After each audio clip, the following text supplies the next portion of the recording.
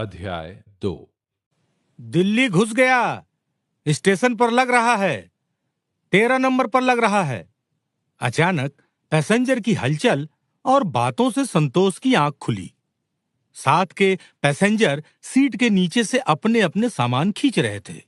संतोष ने आंख मलते हुए पूछा, दिल्ली आ गया क्या? हाँ उतरिए, आ गया महाराज, एक पैसेंजर ने चलते चलते कहा। रात भर मोबाइल पर गाना सुनते सुनते कब नींद आई और कब दिल्ली, संतोष को पता ही नहीं चला। संतोष तुरंत मिडिल बर्थ से नीचे कूदा, अपने जूते खोजने लगा। संतोष का तो एकदम दिल धक कर गया। ये क्या, दिल्ली पहुंचते ही झटका, नया 2500 का वुडलैंड गायब। फिर उसने गर्दन नीचे कर सीट के कोने में देखा तो पाया कि उसके दोनों जूते वहीं दुबके पड़े थे। उसने हाथ से खींचकर जूते निकाले। एक मोजा गीला था, शायद रात को किसी ने खाते वक्त पानी गिरा दिया था। संतोष ने बिना सोचे बैग की जीप खोले, मौजे उसमें डाल दिए और केवल जूते पहन जल्दी जल्दी बोगी से बाहर निकला। अपने पैंट की पिछली जेब से कागज का एक टुकड़ा निकाला और उसमें लिखवाए गए निर्देश को पढ़कर एक नजर अपने दाएं बाएं डाली। बाईं ओर उसे अजमेरी गेट की तरफ जाने के लिए तीर का निशान दिखा। संतोष उसी दिशा में चलते हुए स्टेशन से बाहर आ गया। मेट्रो स्टेशन किधर पड़ेगा? संतोष ने एक सज्जन से पूछा। वो तो सामने तो है, लेफ्ट में भाई, सज्जन ने चलते चलते बताया। संतोष ने धीरे से थैंक्स कहा। हालांकि इतनी मिमियाई सी आवाज वाली थैंक्स उस सज्जन तक पहुंचने से पहले वह जा चुका था। मेट्रो की सीढ़ियों से नीचे उतरते ही उसने सबसे पहले टिकट काउंटर की तरफ नजर दौड़ाई। सारे काउंटर पर मधुमक्खी के छत्ते जैसी भीड़ थी। बीच में लाइन तोड़कर घुसने का मतलब था कोई भी भनभना के काट सकता था। तभी उसकी नजर लाइन में काउंटर से 5वें नंबर पर खड़े, हाथ में एक भारी सा झोला लिए लगभग 60-65 वर्ष के बुजुर्ग पर पड़ी। उसने इधर उधर देखा और तुरंत उस बुजुर्ग के करीब जाकर बोला, चाचा, ये विश्वविद्यालय का टिकट यहीं मिलेगा क्या? सारी दिल्ली का यहीं मिलेगा बेटे, तुझे जाना कहाँ है? बुजुर्ग ने उसकी आधी बात सुने बिना पूछा।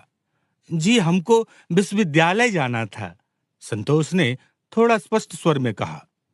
टोकन मिलता है, टोकन बोलियो, टिकट नहीं, बुजुर्ग ने लगभग नसीहत के अंदाज में कहा। चाचा लाइए मैं आपका झोला पकड़ लूं, बहुत भारी होगा, संतोष ने एकदम होशियारी भरी विनम्रता से कहा। बेटे झोला छोड़, पीछे जाके लाइन पकड़ ले, लाइन लंबी होती जाएगी, तेरे को झोला वाला पकड़ने की जरूरत नहीं, समझा? चांदनी चौक जा रहा हूं कॉटनेस में, कोई बारी सारी नहीं है, 40 साल से यही पकड़े चल रहा हूं, ओए आगे बढ़ो भाई। बुढ़ऊ ने संतोष को कहते हुए आगे वाले को खोचा। अरे कपार पर चढ़ जाए आगे क्या जाके, टोकन नहीं दे रहा है आगे, आगे वाला बढ़ेगा तब न बढ़ेंगे, कोच रहे पीछे से एकदम, बूढ़े के आगे वाले व्यक्ति ने खींच के कहा। बूढ़ा समझ गया आगे वाला आदमी 40 बरस का होकर भी मिजाज में उसका बाप है, सो उसने चुप रहना ठीक समझा। तब तक बूढ़े के ठीक पीछे वाले व्यक्ति ने बूढ़े के कंधे पर कान ले जाकर पूछा, क्या हुआ अंकल? अरे कुछ नहीं जी, टोकन नू घूस रहा था लौंडा, अजी हम लाइन में खड़े हैं इतनी देर से, बेवकूफ हैं क्या? कह रहा था लाइए आपकी पकड़ दूं, अबे मेरी छोड़ अपनी पकड़, बुढ़े ने बिना पीछे मुड़े कहा। इतना सब सुन संतोष मन ही मन बुढ़ऊ को गरियाता हुआ पीछे लाइन में जाकर खड़ा हो गया। अब तक लाइन और लंबी हो गई थी। अभी अभी गांव से निरीह बुढ़ापा देखकर आए संतोष को दिल्ली का सयाना बुढ़ापा एकदम अमरीश पुरी टाइप लगा। सोचने लगा, साला चाचा शब्द भी फेल हो गया। हम सबके तरफ तो चाचा कहने की गर्माहट से चोर डकैत पुलिस दरोगा जैसा मोटा चदरा भी पिघल जाता है, यहां साला छेद तक नहीं हुआ। उसकी अपनी भावना में समझा जाए तो मूड झटुआ गया था उसका। झटुआना आदमी के खिन्न होने की चरम अवस्था को कहते हैं। लगभग 20 मिनट तक खड़े लाइन में चलने के बाद उसका नंबर आया। भैया एक विश्वविद्यालय स्टेशन का टोकन दे दीजिए, संतोष ने 500 का नोट देते हुए कहा। चेंज दे दो भाई, काउंटर वाले ने कहा। चेंज नहीं है सर, संतोष ने स्वर नीचे करके कहा। चलो देख लो भाई, हटो, साइड आ जाओ, पीछे वाले को आने दो, काउंटर वाले ने अपना हाथ उचकाते हुए कहा। संतोष एकदम खिन्न मन से साइड हो गया। साला, सर शब्द भी फेल, यही सोचा उसने मन में। उसके सारे शब्द चूके जा रहे थे यहां। वह धीरे धीरे समझ रहा था कि यह शहर शब्दों से परे है, भावनाओं से परे है। संतोष साइड में खड़ा लोगों द्वारा दिए जा रहे हर नोट को बड़ी उम्मीद से देख रहा था कि जल्द 500 का खुदरा पूरा हो जाए। लाओ जल्दी से पैसे, कहां का दूं? अचानक अपने पैसे वाले दराज को देखते हुए काउंटर वाले ने संतोष से कहा। संतोष ने साइड से ही खड़े खड़े झट से अपना हाथ काउंटर के शीशे के गोल छेद में घुसा दिया और बोला, हाँ, विश्वविद्यालय का चाहिए सर। टोकन लेकर संतोष अंदर प्लेटफॉर्म पर जाने की लाइन में खड़ा हो गया। लाइन में आगे सरकते हुए जैसे ही उसने अपने दोनों बैग और झोला स्कैनर मशीन में डाले, एक क्षण में यही विचार आया उसके मन में कि स्कैनिंग में सत्तू, ठेकुआ, निमकी और लिट्टी का फोटो देख पता नहीं क्या छवि बन जाएगी इन जांच करने वाले सिपाहियों के मन में।